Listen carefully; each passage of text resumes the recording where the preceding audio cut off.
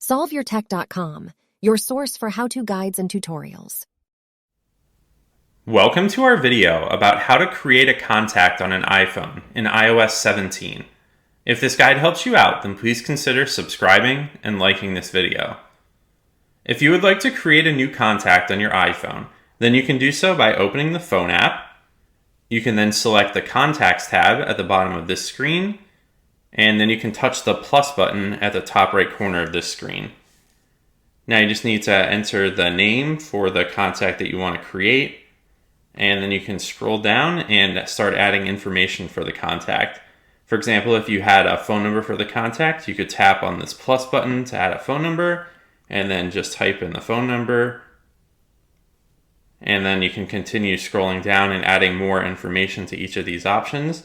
Then once you're done, just tap the Done button at the top right corner of the screen, and then you can go back to the contact list, and there you can see the contact that you just created. Make sure to like this video and subscribe to our channel to see more tech guides like this one. For additional information on this topic and to read the entire article, click the link in the description to visit solveyourtech.com.